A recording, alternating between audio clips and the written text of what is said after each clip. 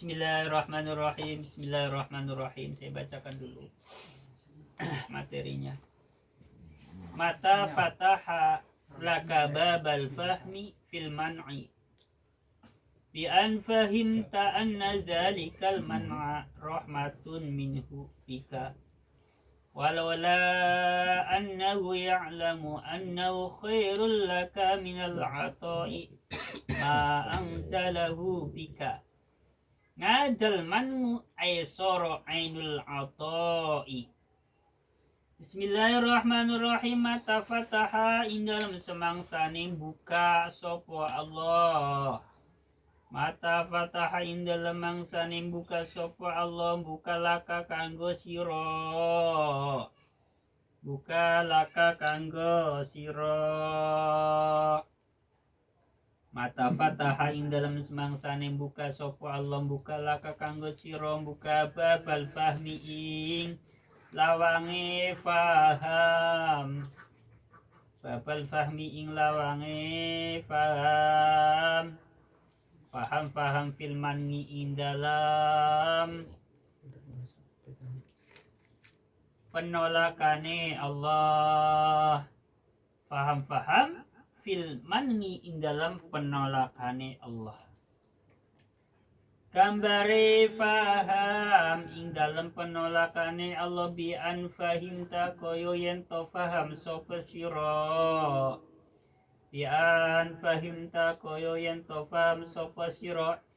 Faham anna zalikal manna ing temen satune mengkono-mengkono penolakane Allah atau pencegahe Allah iku rahmatun rahmat, iku rahmatun rahmat minhu saking Allah, minhu saking Allah, rahmat bika kelawan iro. Jadi begini terjemahnya. Mata fataha laka babal fahmi fil man'i bi an fahimta anna zalikal man'a rahmatun minhu bika. Saat Allah membukakan pintu faham untukmu dalam permasalahan penolakannya Allah terhadap permintaanmu. Contohnya, seperti ketika kamu paham bahwasanya penolakannya Allah itu merupakan rahmat dari Allah untuk dirimu. Jadi begini penjelasannya. Ini baru terjemah umumnya tadi ya. Jadi diterkib sudah, diterjemahkan secara umum sudah. Sekarang penjelasannya. Nanti berikut contoh-contoh. Ketika Allah sudah membukakan pintu kepahaman terhadap kita, artinya Allah memberikan kepada kita sebuah pemahaman, dikasih paham, dikasih dong, jadi ngerti ya. Terhadap masalah apa? Terhadap masalah penolakan atau pencegahan Allah, atau terhadap doa-doa kita, permintaan-permintaan kita yang oleh Allah tidak diberikan. Ya, kita kepada Allah mengusulkan, minta pisang kok nggak dikasih pisang sih? Ya, kita kepada Allah ini contoh aja ya, contoh ya. Masa ya berdoa kepada Allah, ya Allah berilah pisang, masa ya enggak kan? Contoh saja ya Pak. Kita kepada Allah minta jeruk kok nggak dikasih jeruk. Kita kepada Allah minta sambal kok nggak dikasih sambal. Nah, tetapi di balik penolakan Allah, di balik tidak diijabahnya doa kita seperti apa yang kita minta, kok kita paham kenapa sih aku nggak dikasih pisang, kenapa sih aku nggak dikasih sambal, kenapa sih kok aku nggak dikasih jeruk padahal aku minta jeruk. Ini saya gambarkan begini. Ketika kita punya anak kecil yang belum paham, usia 2 tahunan lah kan, atau di bawahnya udah bisa ngomong, udah bisa minta ini itu, tapi dia belum paham, ya belum nalar. asal minta aja. Kalau nggak dikasih nangis. Ya, emaknya ini nampaknya lagi makan bakso, yang baksonya itu bakso pedas banget. Minta aja. Mam. Emak yang sayang terhadap anaknya pasti itu nggak dikasih. Nangis biarlah nangis. Iya nggak? Biarpun nangis nggak bakal dikasih. Ya. Ya. Biarpun nangis nggak dikasih. Tapi nanti anak yang udah agak gedean minta sesuatu sama emaknya. Mak, beliin es krim dong. Jangan nak, kamu kan lagi sakit gigi, jangan makan es krim, nanti tambah sakit. Oh iya mak, paham ya. Nah, ini namanya penolakan orang tua terhadap anaknya ketika anak punya kemauan. Kok anaknya paham, kenapa kok nggak dikasih, ya? Nah, ini sama aja begitu tadi gambarannya. Penolakan itu merupakan sebagai bentuk rahmat Allah, sebagai bentuk kasih sayang Allah terhadap hambanya. Kayak tadi, kenapa nggak dikasih? Karena saking sayangnya orang tua terhadap anak sehingga minta sesuatu tidak dikasih karena orang tua tahu ini bisa membahayakan atau merugikan kesehatan anak. Ya, jadi begitu ya Pak Rustam ya. Ya, saya kadang-kadang jujur, saya kadang-kadang melihat anak kecil itu yang usia 3 tahun, 4 tahun kayak gitu, laki-laki, jujur saya ngiri kadang-kadang, apalagi anak itu dibawa ke pengajian, ke masjid kayak gitu, saya ngiri. Ya Allah, saya kepengen punya anak laki-laki, kok nggak tahu belum tercapai atau nggak tercapai, saya nggak tahu. Tapi saya berpikir lain, ya Allah, pastilah Allah yang lebih tahu lah. Walaupun saya punya keinginan, tapi saya nggak mau maksa. Udah Allah yang punya, Allah yang tahu. Ya, pengen banget sebenarnya, sampai ngiri kok jujur aja kalau melihat itu anak laki-laki itu seusia itu. Ya? Kita juga kadang-kadang pengen punya anak perempuan gitu. Nah, iya, tapi saya nggak mau maksa kepada Allah. Artinya, kok ngebet banget ya. Satu sisi harus berusaha untuk paham, kenapa nggak dikasih. Itu ya. Nah, yang model kayak gitu ketika kita sudah paham kenapa Allah tidak kasih, itu namanya sebagai bentuk kasih sayang Allah. Bi an fahimta anna dzalikal man'a rahmatun minhu. Anak kecil yang sudah paham kenapa enggak dikasih, itu juga sebagai bentuk rahmat. Itu berarti anak udah pintar, dibilangin nurut. Terus Bismillahirrahmanirrahim. Walaula annahu lan lamono ora temen satune Allah, walaula annahu lan lamono ora temen satune Allah, iku ya'lamu ngawruhi sapa Allah, ngawruhi annahu temen satune manmu, ngawruhi annahu temen satune manmu iku khairun, luwih bagus laka kanggo awakmu, luwih bagus minal ngato itinimbang peparinge Allah, minal ngato itinimbang peparinge Allah, jabe syarat lao ma'angzalahu mongko ora nurunake sapa Allahu ing manmu bika kelawan awak iro. Ya. Dan kalau saja Allah tidak mengetahui bahwasanya penolakannya Allah terhadap dirimu itu jauh lebih baik dibandingkan pemberiannya Allah kepada dirimu. Gusti Allah orang ngerti. Kalau Gusti Allah tidak tahu, pasti Allah turunkan, pasti Allah kabulkan apapun yang kamu minta. Ya, karena Allah paham mana yang terbaik buat hambanya, maka disaring oleh Allah. Tidak semua yang kita minta langsung Allah beri. Nyoh, kita minta apa doa sama Allah? Nyoh, enggak. Karena apa? Karena Allah tahu mana yang paling tepat buat kita, mana yang cocok buat kita. Ya, kalau dulu kiai menggambarkan begini, udahlah, ya, bahasa Jawa tuh, yo wis lah, santri nggak usah ngayal kepengen makan enak, apa burger apa kayak gitu ya, nggak usah. santri cukup pakai kangkung udah. Emang cocoknya santri kangkung. Santri kasih makan yang enak, gue main ceret. Ya, ya wis gak usah ngayal. Memang itu bahan bakarnya santri itu. Ya, motor, mobil juga usana peruntukannya. Biasanya kasih solar, kasih bensin ya mungkin gelebok. Ya, biasa kasih bensin, kasih solar ya mungkin bermasalah. Ibaratnya kayak gitu. Jadi pastilah Allah memberikan apapun kepada kita ini sesuai dengan keadaan tubuh kita, sesuai dengan keadaan kita ya, apapun itu, termasuk jodoh juga nanti begitu, masalah yang sesuai pasti, yang sesuai ya, udah, pokoknya udah jangan yang aneh-aneh, pokoknya apapun yang nanti yang siapapun yang datang jadi pendampingnya itulah yang terbaik menurut Allah, ya, udah, ya. Allah yang lebih paham kok, ya, Allah yang lebih paham, ya. Ya kayak Mas Jeli punya anak sekarang satu cowok, udahlah jangan terlalu istilah ambisi bang, harus perempuan biar sepasang, nggak usah ya, nanti datang laki-laki lagi ya memang itu yang terbaik menurut Allah, datang ternyata perempuan ya berarti sepasang nih, kayak gitu aja ya, gitu. Seperti tadi saya kepengennya dulu ya sepasang tuh cowok cewek, tapi ternyata cewek lagi dua. Lanjut.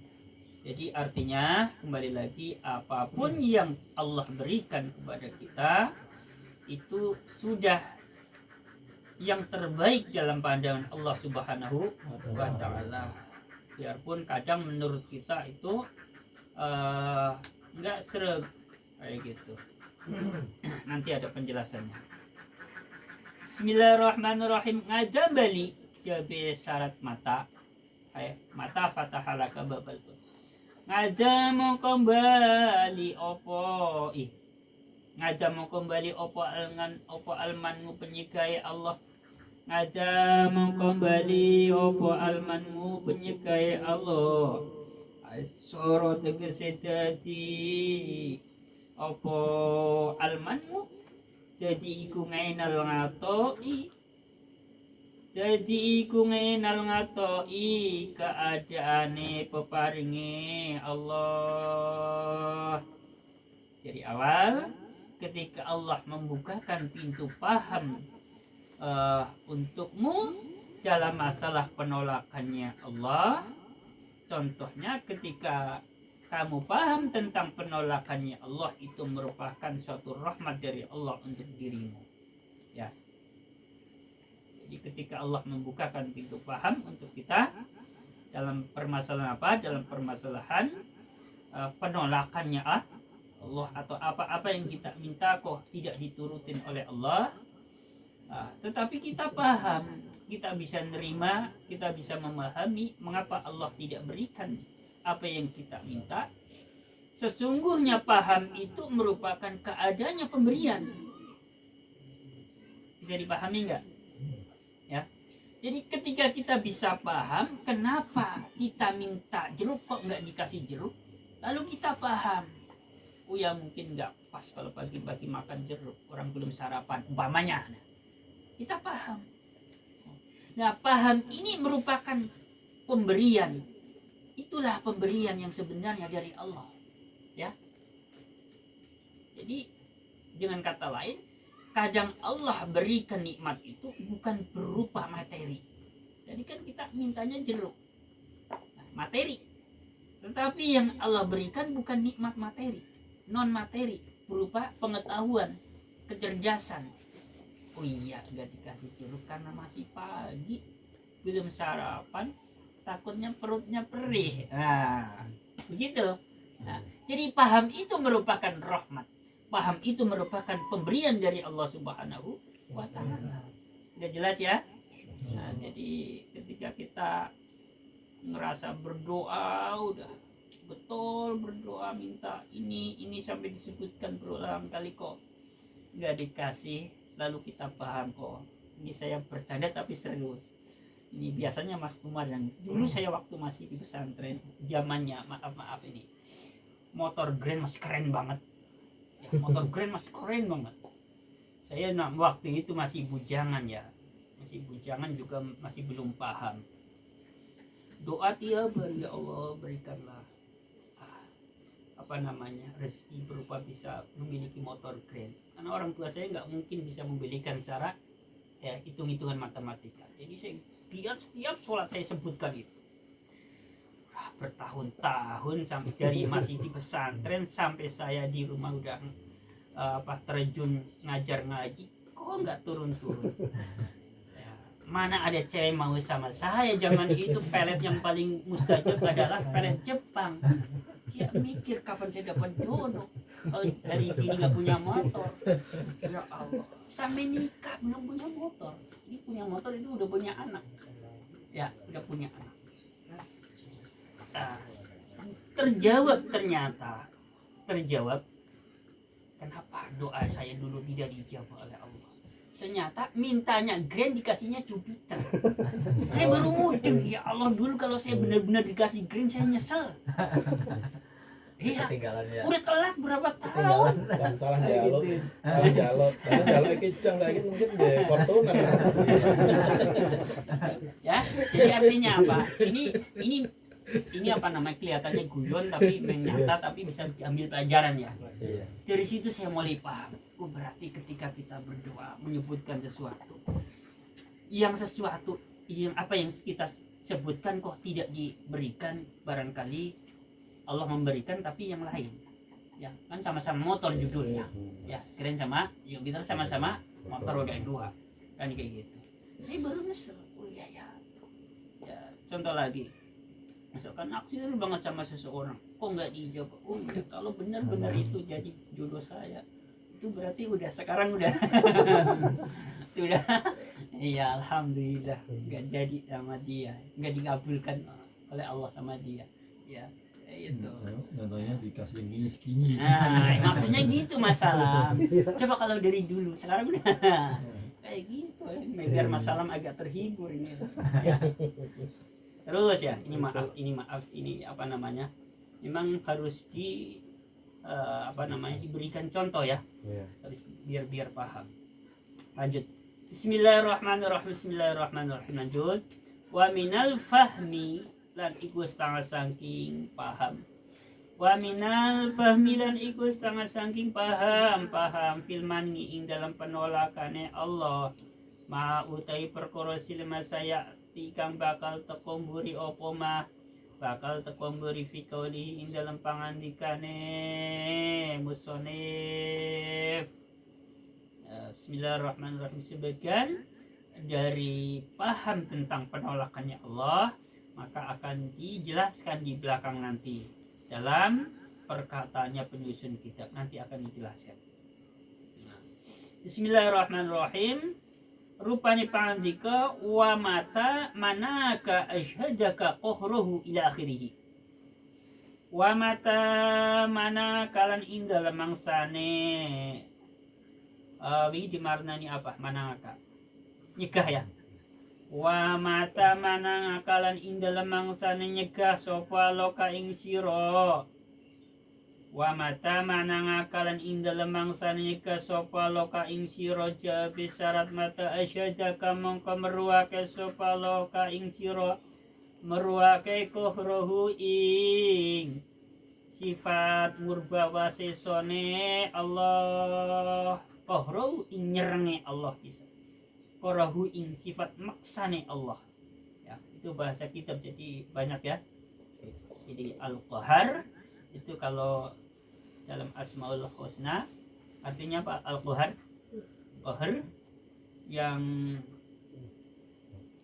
kuat atau apa itu? Ya. Yang di sini jelas artinya apa namanya? Maksa, ya.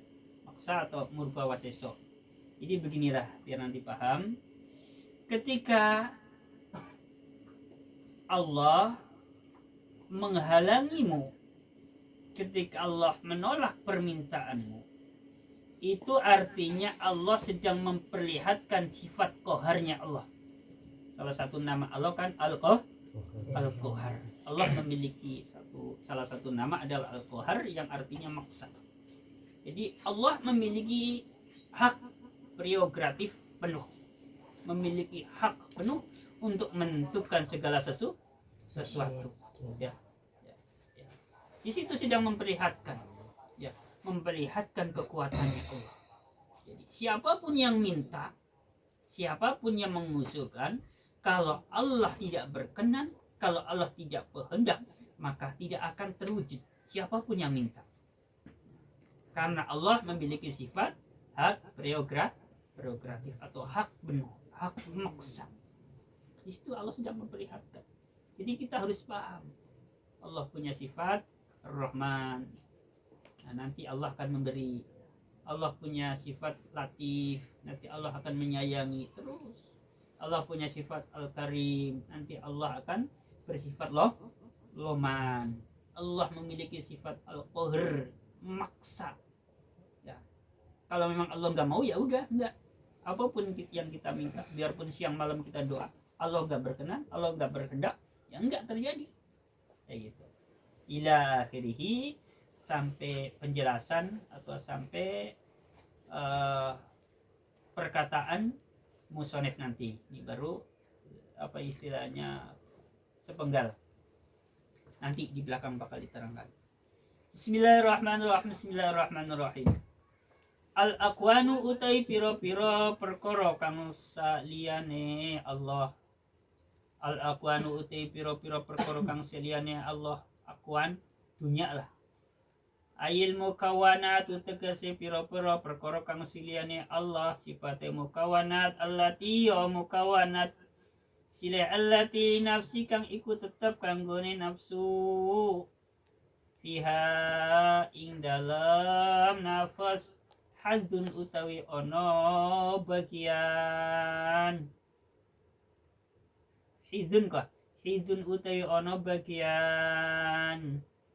Bismillahirrahmanirrahim. Bismillahirrahmanirrahim. Bagian min mata'id dunya, saking benda dunya, wa zahrati lan pepahese dunya. Jadi perkara-perkara yang selain Allah, apapun itu bentuknya, termasuk harta dunia, ya, status sosial, jabatan, ya, pokoknya selain Allah itu ada bagiannya, itu ada jatahnya buat nafsu. Jadi nafsu pasti menginginkan hal itu, memiliki bojo, ayo, yang kalau laki, kalau cewek memiliki laki yang ganteng, ya, dan seterusnya. Itu memang bagian dari nafsu. Jam berapa ini? Udah setengah jam belum? Jam 9:15. Jam 9:04. Terus ya, terus. Bismillahirrahmanirrahim. Bismillahirrahmanirrahim. Bismillahirrahmanirrahim. Bismillahirrahmanirrahim. Khabar akwan iku zahiruha utawi zahire akwan, iku zahiruha utawi zahire akwan iku khirratun bujukan, iku khirratun bujukan. Tinggal lafal khirrat bi kasril khini, hal tetep kelawan dan kasrah khini, khirrah.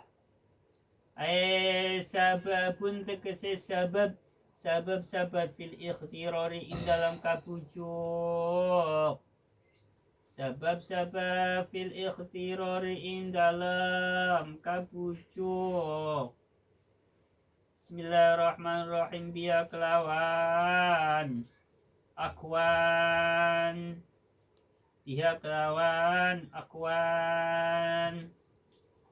Bismillahirrahmanirrahim. Bismillahirrahmanirrahim. Apa to ngilate oleh kebujuk li husniya krana baguse akwan atau dunya.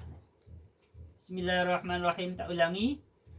Biha kelawan dunya, biha kelawan dunya. Apa to ngilate oleh kebujuk li husniya krana baguse dunya. Wa bahjati halan tegese baguse dunya. Terus nanti penjelasannya nanti.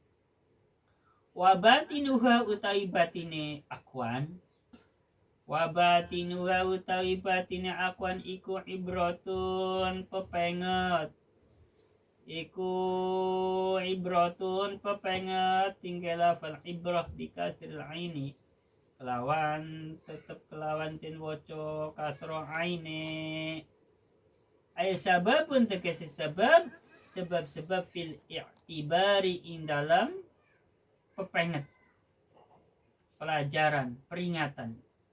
Bismillahirrahmanirrahim. Pepenget biya kelawan akwan atau dunia. Biya kelawan akwan atau dunia. Bismillahirrahmanirrahim wal inkifafilan nyegah. Bismillahirrahmanirrahim wal inkifafilan nyegah. Nyegangan sangking akwan atau dunia apa tengolatin sekali qobhiha krono alane dunia. Bismillahirrahmanirrahim. Huruf apa ini? Awu, kha, Sin, ta. Bismillahirrahmanirrahim. Wa khisanatiha Bismillahirrahmanirrahim. Wa khisatiha lan asore dunya. Wa khisatiha lan asore dunya. Bismillahirrahmanirrahim. Wa nadri lan ningali ila ngakibatiha maring akibate maring akhire dunya. Wa hiya uta akibah iku alfana'u fana. Wa hiya utai akibatu dunya iku alfana'u fana. Bismillahirrahmanirrahim. Jadi begini. Bismillahirrahmanirrahim. Al-aqwanu zahiruha khiratun wa batinuha ibratun. Jadi dunia ini kalau dilihat ditinjau dari sisi lahir ini memang sebagai ujian untuk menguji para hamba Allah. Coba dikasih dunia gimana gitu. Tetapi kalau ditinjau dari sisi batiniahnya ini merupakan sebagai peringatan ya, pelajaran bagaimana kalau dikasih dunia cara berpikirnya bagaimana ya, menyikapi bagaimana ya. Jadi ada dua kemungkinan ketika orang dikasih harta dunia. Yang pertama akan menjadi sebagai ujian, jadi akan banyak memikirkan tentang urusan dunia belaka. Kemudian bagian yang kedua, maka dunia ini akan dijadikan ibrah, akan dijadikan sebagai bahan peringatan, akan dijadikan sebagai bahan renungan bagaimana dunia ini digunakan untuk apa, diinfakkan untuk apa ya, lalu digunakan kanggo sangu apa. Ini namanya ibrah, kanggo bahan pemikiran. Jadi PR. Jadi sebagian orang menganggap dunia itu menjadi PR. Kanggo apa ya, kanggo apa, bagusnya kanggo apa, bagusnya buat apa ya. Ini dulu yang bisa saya sampaikan pada pertemuan kali ini. Semoga menjadi ilmu yang bermanfaat buat saya, buat teman-teman semuanya, walaupun tidak